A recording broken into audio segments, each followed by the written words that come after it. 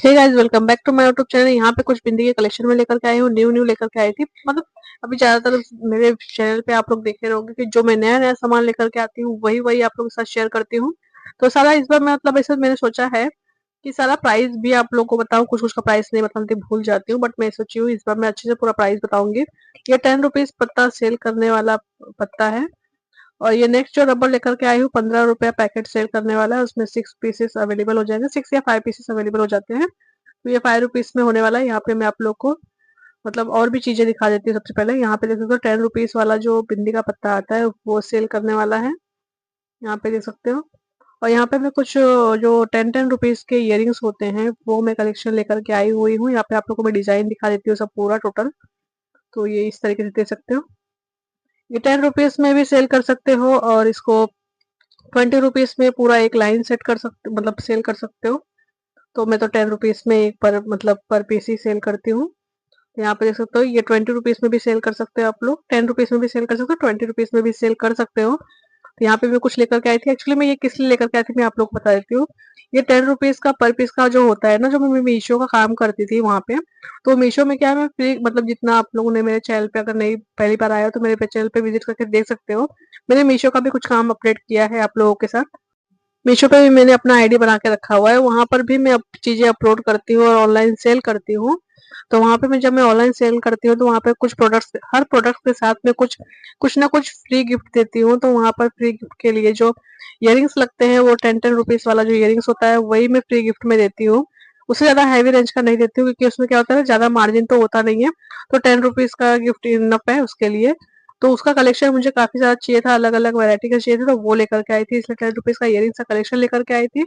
और यहाँ पे देख सकते हो नेक्स्ट यहाँ पे कुछ मतलब कम बजट वाले जो चेन होते हैं वो लेकर के आई हुई हूँ।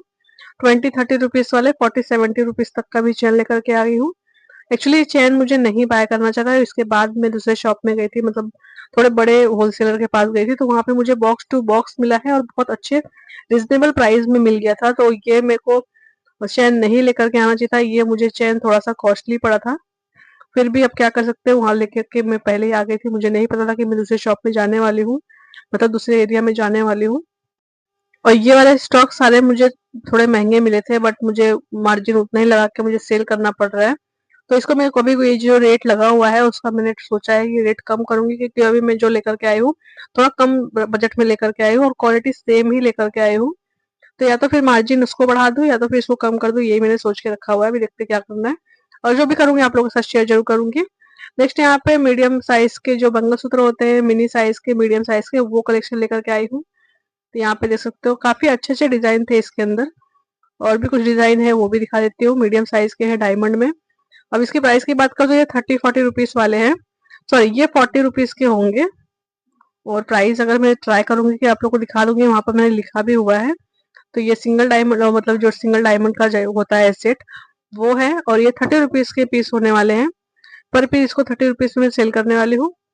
अभी मैंने कुछ जो मतलब कलेक्शन सोचा हुआ था कि मैं कुछ थोड़ा सा महंगा कलेक्शन लेकर के आऊंगी, लेकिन जहाँ तक हमारे एरिया में जहाँ तक मैंने अभी तक एक्सपीरियंस किया है कि वहां पर मतलब 100 के ऊपर वाला मिनी मंगलसूत्र सेल बिल्कुल भी नहीं होता है। उसमें से 10 में से और मतलब 10 तो नहीं बोल सकते हैं, 50 में से एक दो रहेंगे जिनको थोड़ा सा 100 के ऊपर का रेंज चाहिए होता है, अदरवाइज तो सारे लो बजट वाले ही होते हैं।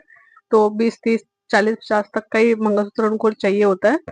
तो इस वजह से मेरे को ये कलेक्शन रखना पड़ता है, और कलेक्शन बहुत खराब भी नहीं होता है। कलेक्शन में थोड़ा सा अच्छा अच्छा ढूंढ के लेकर के आती हूँ ताकि कलेक्शन सबको लोगों को अलग लगे और वो लोग बाय कर ले। यहाँ पे मैंने मल्टी कलर का कुछ मतलब यहाँ पे एक्चुअली मेरे को एक कस्टमर ने मल्टी कलर का मांगा हुआ था कि लॉन्ग मंगलसूत्र चाहिए। तो उनके लिए मैंने लॉन्ग मंगलसूत्र लेकर के भी आए, लेकिन ये आप लोग नोटिस करोगे कि जिनके लिए मैं लेकर के आए उनको वो पैटर्न पसंद ही नहीं आया। तो सही सुन रहे हो, आप लोगों को वो पैटर्न पसंद ही नहीं आया। तो इसके लिए क्या करना चाहिए ना गाइज, आप लोगों को कस्टमर को एडवांस जरूर लेना चाहिए कि ये बोल के रखना चाहिए कि मैं इस तरीके का लेकर के आऊंगी, आप लोग को उसमें से बाय करना होगा, क्योंकि उसका पूरा एक एक पैकेट आता है, उसमें से इंडिविजुअल नहीं मिलता है। आप ऐसा तो नहीं कर सकते हो ना कि कोई कस्टमर को एक चीज चाहिए तो उसका आप लोग बहुत सारा वैरायटी रख सकते हो, ये तो कर नहीं सकते हो। तो उसमें से एक कलेक्शन लेकर के आओगे और जो कस्टमर को चाहिए वो कस्टमर को वो डिजाइन या पैटर्न या कलर उसमें से कुछ पसंद ही नहीं आता है।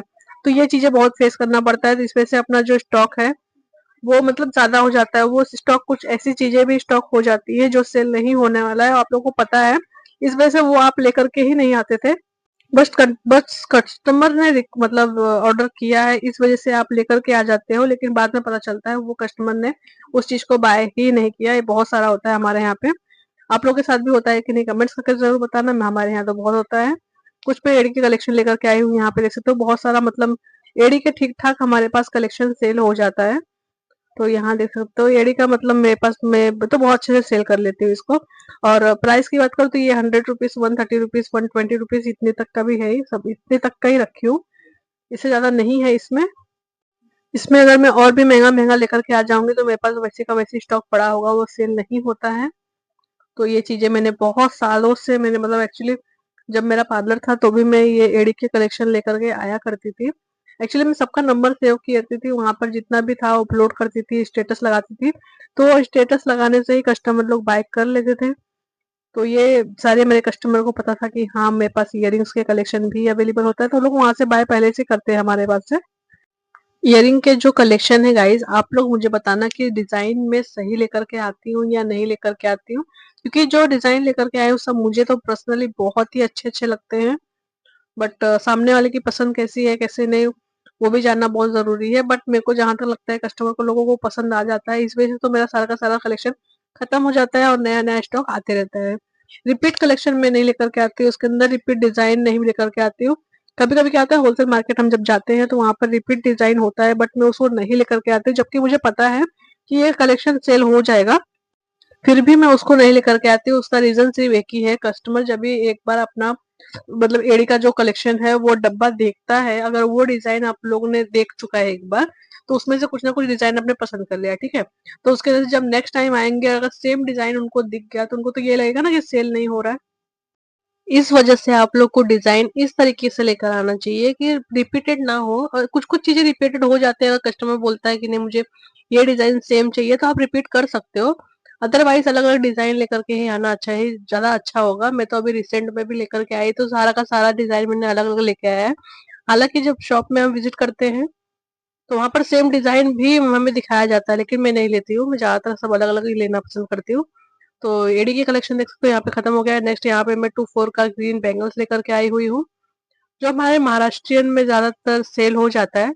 बट मैंने एक नोटिस किया है ना गाइस, 2/4 का लेने के बाद भी लोगों को वो साइज बहुत बड़ा हो जा रहा है। लेकिन अभी मेरे को, मतलब मार्केट में थोड़ा सा यहाँ वहाँ सर्च करना पड़ेगा कि इससे भी कम का अवेलेबल है या नहीं। बट मुझे तो मुश्किल लग रहा है, क्योंकि मुझे काफी दिनों से नहीं मिल पा रहा था। बट फिर भी मैं ट्राई करूंगी कि अगर मुझे मिल जाता तो मैं लेकर के आऊंगी अपने कस्टमर्स के लिए। तो यहाँ पे देख सकते हो, मैं इसको ओपन करके दिखा दे रही हूँ आप लोगों को। तो कुछ इस तरीके से पैकिंग होता है, इसको संभाल के यूज करना। तो इसमें देखना चाहिए, अभी देखना है कि कितना टूटा हुआ बैंगल्स निकला है, कितना परफेक्ट निकला है। तो ये देख सकते हो, अभी तो फिलहाल तो बंद में पैकेज में दिख रहा है बराबर, मतलब फिट, मतलब कुछ टूटा वगैरह नहीं है, बाद में देखेंगे कि टूटा है कि नहीं है। तो इस तरीके से सब